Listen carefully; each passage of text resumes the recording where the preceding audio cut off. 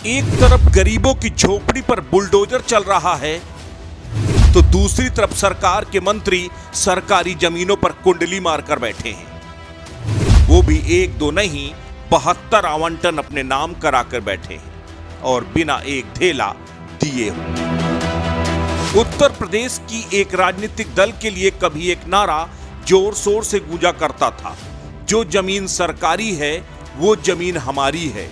BJP की सरकार के एक मंत्री के लिए भी अब ये बात पूरी तरह से सच साबित हो रही है। औद्योगिक विकास के नाम पर सरकार के मंत्री जी एक दो नहीं बल्कि पूरे 72 लोगों का हक मार कर बैठे हैं। 72 लोगों के लिए उद्योग लगाने के लिए जमीन को अकेले डकार कर बैठे हैं। सत्ता और रसूख के आगे नियम कानून कैसे बौने साबित हो जाते हैं, उसकी बानगी है ये घटना। उत्तर प्रदेश की सरकार में एमएसएमई विभाग के कैबिनेट मंत्री हैं राकेश सचान। इनके ऊपर जिम्मेदारी है छोटे छोटे उद्योगों को लगाने की। इनके ऊपर जिम्मेदारी है जनपद स्तर में छोटे छोटे निवेश को बुलाने की। इन पर जिम्मेदारी है बेरोजगारों को लघु और मध्यम रोजगार के साथ जोड़ने की।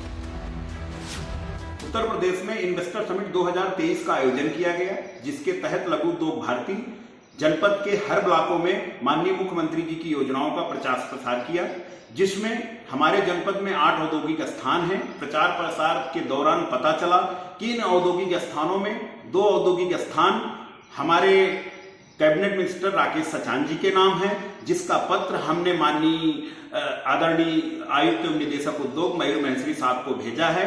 क्योंकि 2012 में जब वो सांसद हुआ करते थे, उन्होंने अपने नाम बिना किसी शुल्क के, जो कि नियमानुसार ऐसा है कि 10% शुल्क देनी है, इसके बाद 6 महीने के अंदर डीड करानी है, परंतु ऐसा कुछ भी नहीं हुआ और आज भी वो प्लाट उनके नाम आवंटित हैं। जनपद के युवा रोजगार के लिए बाहर भटक रहे हैं, इसलिए हमारा निवेदन है कि ये प्लाट का आवंटन रद्द करके भावी उद्यमियों को दिया जाए, जिससे जनपद में जो निवेश हुआ है, जो इंटेंट साइन हुए हैं, उनको धरातल पर उतारा जाए। जो लोग आज मंत्री जी के ऊपर सरकारी जमीनों को हथियाने का आरोप लगा रहे हैं, दरअसल उन बुर्बकों को मालूम ही नहीं है कि मंत्री जी ने वो जमीन सही समय में युवाओं को रोजगार लगाने के लिए बचा कर रखी थी।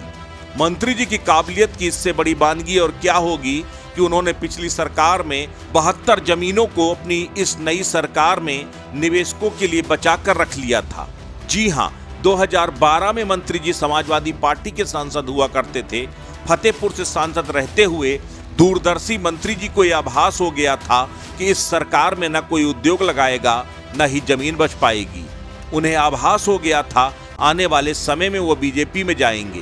बीजेपी इन्वेस्टर समिट कराएगी और निवेशकों को आमंत्रित करेगी, तब भला निवेशकों को जमीन कैसे मिलेगी। इसके लिए उन्होंने 11 साल से 72 लोगों की जमीन अपने पास बचा कर रखी।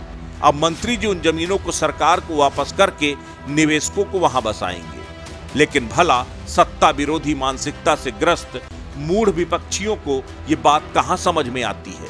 लगे आरोप लगाने मंत्री जी ने सरकारी जमीन हथिया ली, लेकिन मंत्री जी की ईमानदारी सुनकर आप उनके कायल हुए बगैर नहीं रह पाएंगे।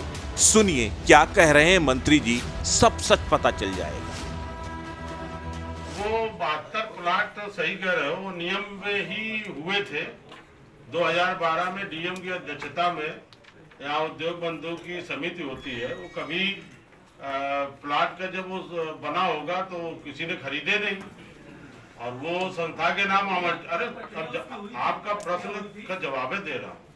जब मेरे को जानकारी हुई, मेरे को इतना आइडिया नहीं था कि उस समय हम लोग एमपी थे और यहाँ उद्योग बंधु में एक तो विधायिका जी के क्षेत्र का है, वहाँ पर पौली में इंडस्ट्रियल एस्टेट है, हमारे माननीय विधायक जी हैं, इनके क्षेत्र का है चखाता।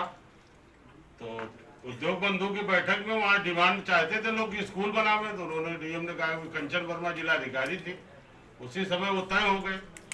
लेकिन जब हमें जानकारी हुई, पहले मीडिया के लोगों ने ही बताया, तो हमने पूछा अपने, हालांकि मैं 3 बैठकें मैंने की यहाँ पर, और मैंने कहा कि सबको नोटिस दिए जिन्होंने अपना उद्यम नहीं लगाया और उनके प्लाट निरस्त किए जाएंगे।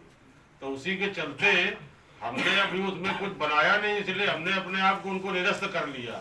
अब वो सारे के सारे प्लाट जो छोटे एमएसएमई के उद्यमी होंगे उनको आवंटित किए।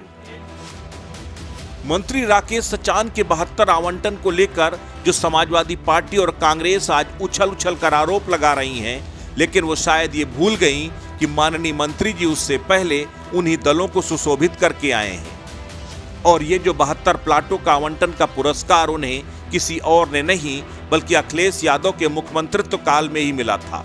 लेकिन तब ना तो कांग्रेसियों ने आवाज उठाई थी न सपाइयों ने। लेकिन आज मामला क्या सामने आया, लगे भाजपा को पानी पी पी कर गरियाने। भाजपा वाले भले ही न कह पा रहे हों कि भैया आज भले ही नेताजी हमारी पार्टी में हैं, लेकिन शायद उन्हें आपने हमारी सुपारी लेकर के ही हमारे पास भेजा है। आए दिन कोई न कोई ऐसा काम जरूर करते हैं जिससे उनकी ही सरकार की छीछर लेदर हो जाए। वो फिर अदालत से फाइल लेकर आना हो या फिर गरीबों के हक में डाका डालना हो, हर बार सचान साहब सुर्खियों में रहते हैं। अस्तित्व न्यूज यूपी के लिए ब्यूरो रिपोर्ट।